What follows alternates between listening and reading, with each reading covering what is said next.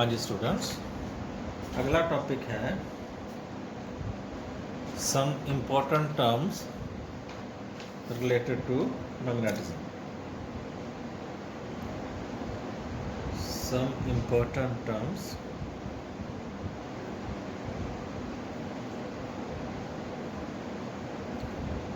related to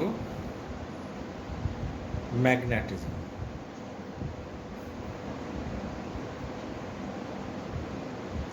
हाँ जी, पहली term है साढ़े को मैग्नेटिक परमिएबिलिटी। Magnetic permeability. हाँ जी, मैग्नेटिक परमिएबिलिटी क्या होता है? It is the ability of a material to permit the passage of magnetic lines of force through it. की मेजर करता है किसी भी मैग्नेटिक मटीरियल की एबिलिटी ਨੂੰ मेजर करता है कि ਉਹਦੇ अंदर मैग्नेटिक फील्ड लाइन्स कितनी आसानी ਦੇ ਨਾਲ निकल ਸਕਦੀਆਂ ਨੇ। तो या ਆਪਾਂ कह सकते हैं a degree to which magnetic field can penetrate, किस हद तक, किस एक्सटेंट तक कोई मैग्नेटिक फील्ड किसी मटीरियल के अंदर पेनीट्रेट कर सकती है, जा सकती है। तो रिलेटिव परमिएबिलिटी होता है। रिलेटिव परमिएबिलिटी तुम पढ़ चुके हो, mu upon mu naught, that is the permeability of the medium to the permeability of free space. तो it can also be defined as magnetic induction per unit area in the material to magnetic field lines, magnetic induction in the vacuum। B upon B not B, mu are the definition है, then it has no units। याद रखना इससे कोई units नहीं होंगे, ठीक है जी। Next है सेकंड पॉइंट है अपने को, डेफिनेशन है मैग्नेटिक इंडक्शन। मैग्नेटिक इंडक्शन एक बार बुक खोल के जिहड़ी भी बुक तुहाडे कोल है NCERT वगैरह जो भी है उन्हां च खोल के यह डेफिनेशंस दोबारा पढ़ लियो ना। मैग्नेटिक इंडक्शन की मेजर करता है? It measures the conducting power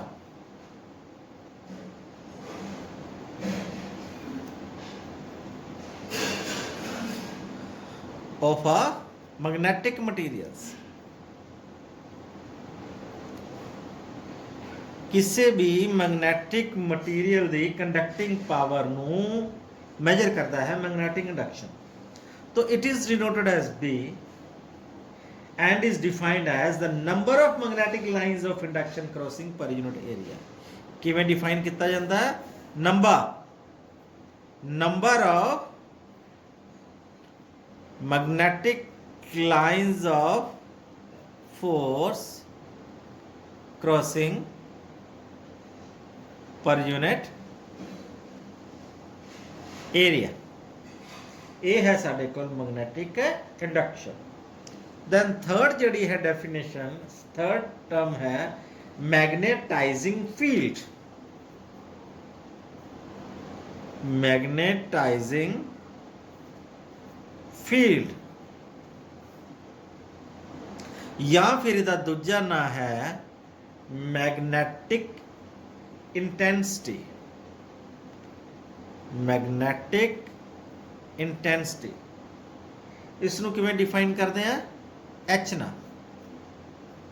तो मैग्नेटिक इंटेंसिटी या फिर magnetising field is defined as it is a field which is responsible for the magnetisation. It is the field responsible for the magnetisation. यह वो field है जिहदे करके body दे विच magnetisation होंदी है। इसदा फार्मूला हैगा H is equal to N into I, where N is the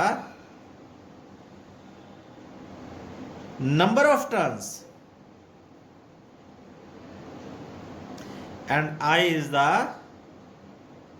current flowing through a coil। Then second चौथा फार्मूला है इंटेंसिटी ऑफ मैग्नेटाइजेशन।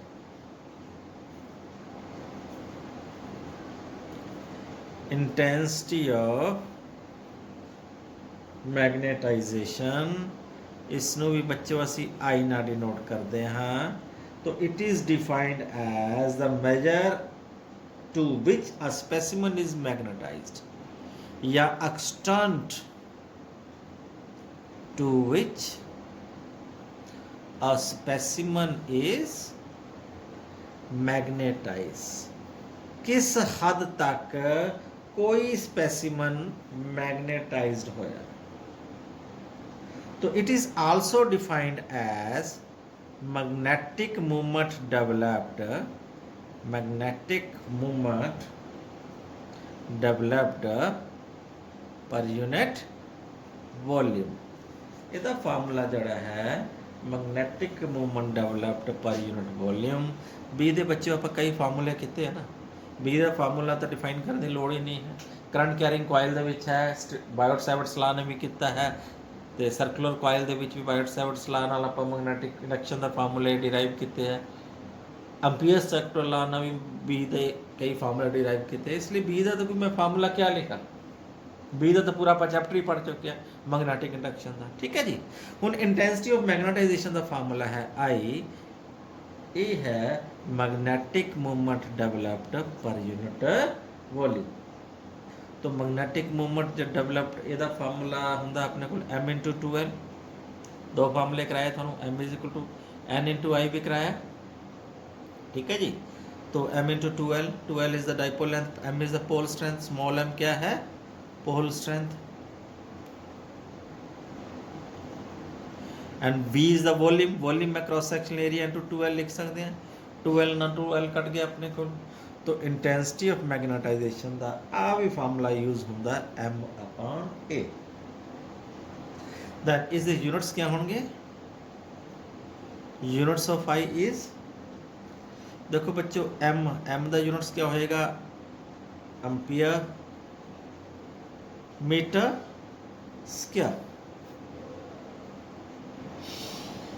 तो वॉल्यूम का यूनिट होएगा ampere per metre.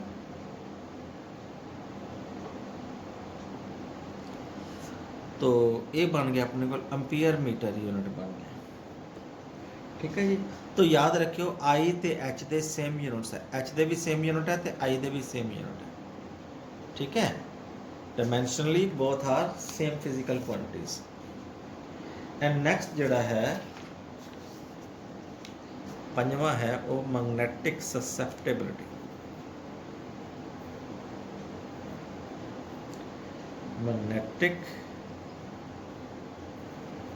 Susceptibility,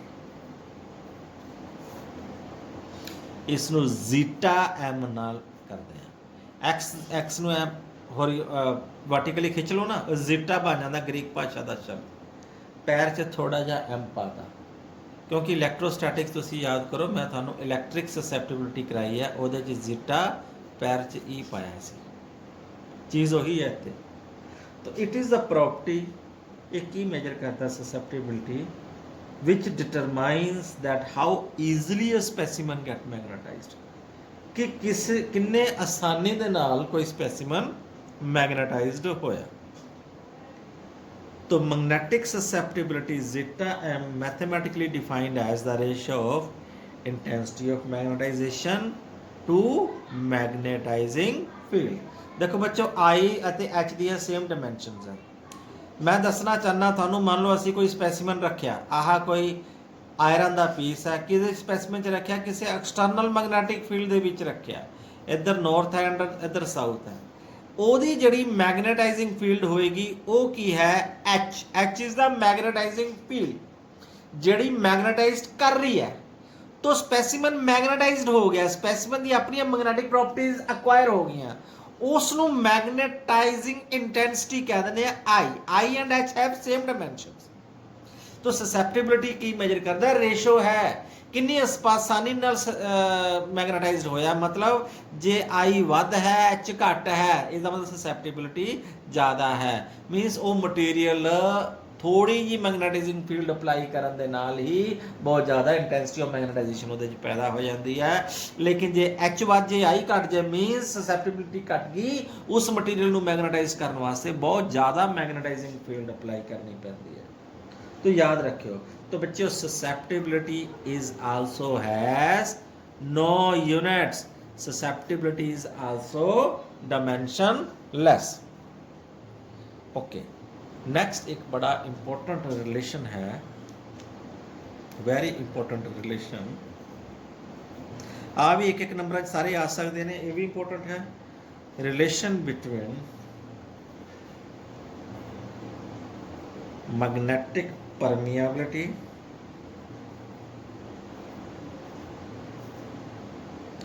and magnetic susceptibility, magnetic permeability and magnetic susceptibility. Magnetic permeability means mu r, susceptibility means z time। mu r ਅਤੇ z time ਦੇ ਵਿੱਚ ਆਪਾਂ relation ਡਿਰਾਈਵ ਕਰਨਾ। Suppose a specimen, given specimen has to be magnetized, इसनों external H magnetising field ਦੇ ਵਿੱਚ ਰੱਖਿਆ ਗਿਆ, तो मैग्नेटिक इंडक्शन B पैदा हो रही है ਜਿਹੜੀ ਅਪਲਾਈਡ ਹੈ, ਇਹ ਦੋ ਦੇ ਸਮ ਦੇ ਬਰਾਬਰ ਹੋ ਜਾਏਗੀ। B ਕਿਦੇ B not plus BM। B not क्या है?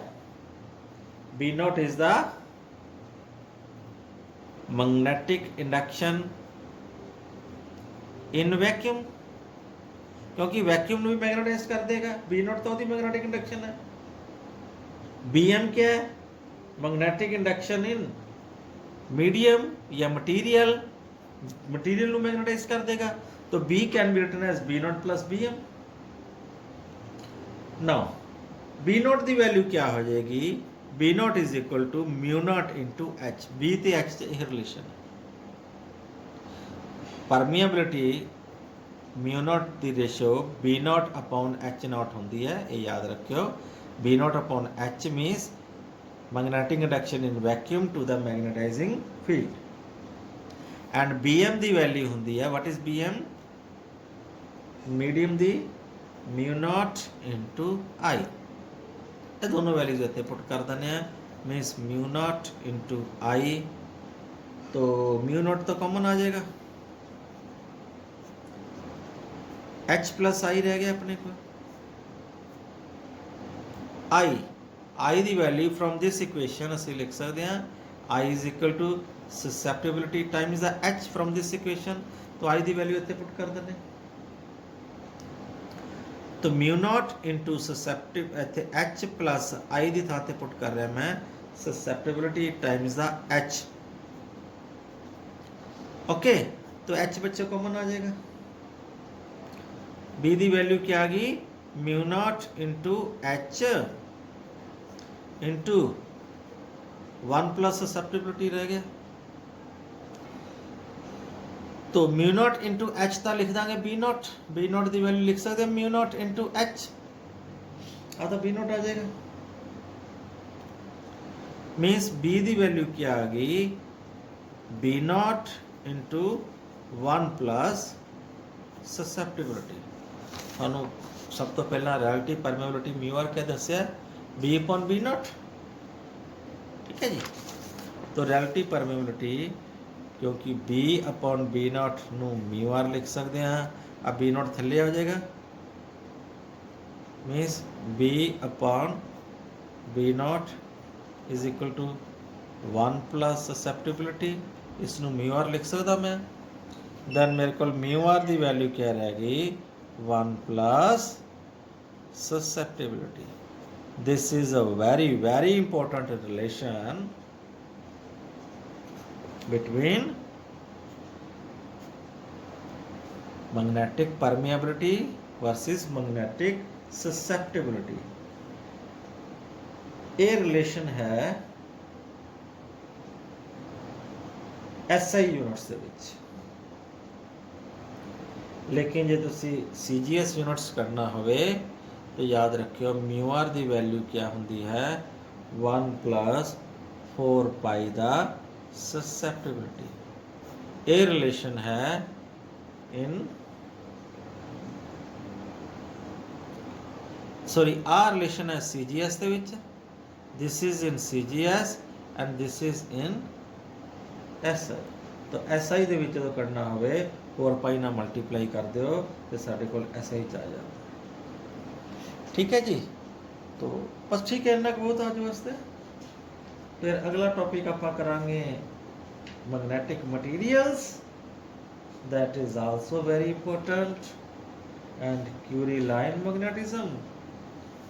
कोशिश करांगे एक वीडियो चो खत्म हो जाए, तो जे एक वीडियो खत्म हो गया तो मैग्नेटिज्म का लास्ट टॉपिक होएगा बच्चों, इस गल नूं ध्यान रखियो।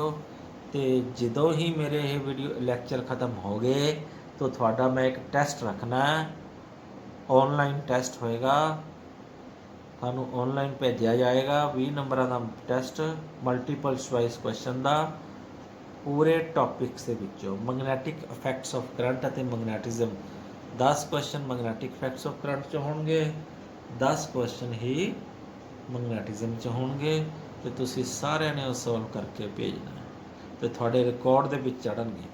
करंट इलैक्ट्रिसिटी का मैं थोड़ा टेस्ट लै चुकिया है, वो मैं रिकॉर्ड के चढ़ा चुकिया, जोड़े एबसेंट से उन्होंने 0 नंबर लगे। तो ये भी जिन्हों ने मैनू मैं टाइम लिमिट दूँगा, उस टाइम के अंदर अंदर जो मैनू सॉल्व करके ना दसिया, मैं थोड़े रिजल्ट इस ग्रुप च पा दाँगा, अपलोड कर देवांगा, तो रिकॉर्ड के अपना चढ़ा देवांगा। ठीक है, तो सीरियस होकर तैयारी करें। Thank you, have a nice day.